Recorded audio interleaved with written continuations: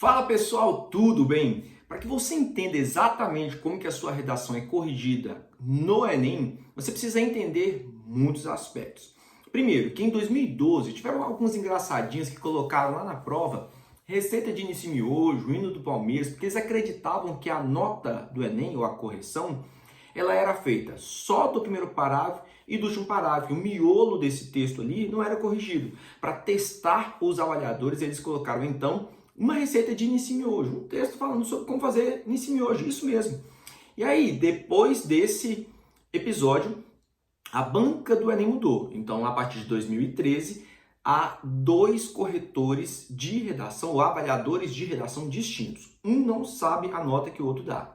E aí, nesses critérios, desde 2009, são atribuídos 200 pontos para cada um dos 5 níveis, somando aí os 1.000 pontos. E a cada ano que passa, essa correção fica mais rigorosa, fica mais rígida, para que possa pegar tanto esses engraçadinhos, mas para que tenha maior coerência na hora de ter essa correção. Lembrando que não tem como você entrar com recurso para pedir uma recorreção depois dessa nota ser divulgada. Então eu vou passar para você critério por critério para que você possa entender. Primeiro vamos aí para a competência 1. Na competência 1, para você perder 40 pontos, ou seja, sair de 200 para 160, como está aí. Estrutura sintática excelente, no máximo uma falha.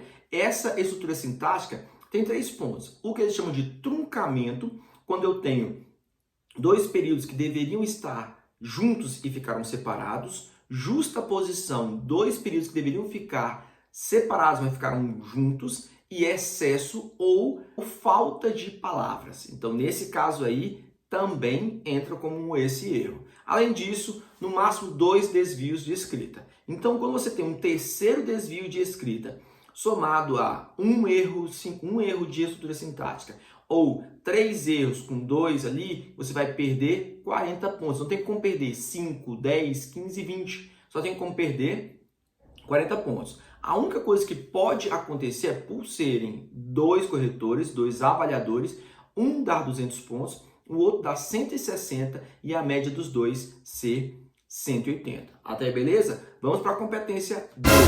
Na competência 2, você é avaliado em 3 itens: tema, estrutura e repertório sociocultural. A abordagem plena do tema, se você estruturou seu texto em dissertativo argumentativo, com as 3 partes, introdução, desenvolvimento e conclusão, e se você tem repertório sociocultural. Ele precisa ser legitimado, pertinente e produtivo. Se você não consegue fazer essa produtividade desse repertório sociocultural, você perde então 40 pontos. É o mínimo que você vai perder, 40 pontos.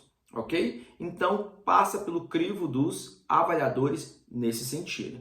Competência 3, vamos lá. Na competência 3, você é avaliado sobre o seu projeto textual e se você cumpriu esse projeto textual. Até 2016, o projeto textual ele era avaliado junto com criatividade, autoria. Só que para o Enem, a autoria não quer dizer criatividade, até porque não tem como avaliar em 5 milhões de estudantes qual é mais criativo que o outro. Então, a autoria que é o cumprimento do projeto textual. Então, tudo aquilo que você colocou na introdução, você cumpriu ao longo do texto, ou seja, a coerência. Se você não cumpriu, você perde, então, 40 pontos. E quais são esses critérios? Se você tem repertório sociocultural ali bonitinho na introdução e retoma ao longo do texto, se você deixa evidentes seus 2 núcleos de tese e você consegue argumentar em cima deles no D1 e no D2, e se você dá proposta de intervenção que tem a ver com as causas que você debateu ao longo do texto. Fechado?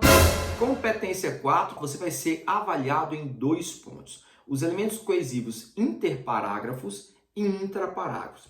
O Enem pede ao menos 2 elementos coesivos interparágrafos, que é aquele de início de parágrafo, tá? Primeira análise, em segunda análise, portanto, tá? Todos esses ali. E os intraparágrafos é pelo menos um operador argumentativo no meio do parágrafo.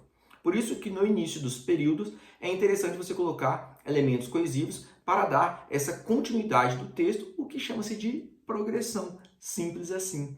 E o Enem ele ainda te deixa errar um pouquinho, ou seja, Você pode ter raras repetições. A única coisa que você não pode ter é cometer erro de elemento coesivo, ou seja, usar um elemento coesivo que não sirva para aquela ideia que você quis trazer. E na competência 5, como você sabe, 5 elementos coesivos: ação, agente, modo ou meio, efeito e o detalhamento, que pode ser feito em qualquer um desses aqui.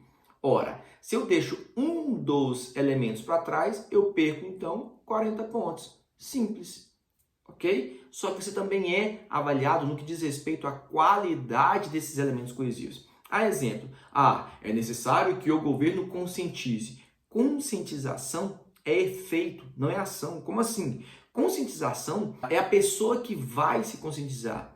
Olha a quantidade de campanhas que existem por aí para N problemas e que mesmo assim o problema persiste. Por quê? Há essa campanha, mas o filho da mãe do cidadão não toma consciência dessa questão. Então, conscientização é o efeito e não a causa. No caso, a ação. Por isso que algumas notas são descontadas exatamente por isso. E quanto que é descontado? 40 pontos. Não tem como descontar 10, 15, 20. Ok? Preste atenção nisso, porque isso é primordial para que você exercite bem e chegue no dia da prova sabendo do seu potencial e do que você realmente precisa fazer.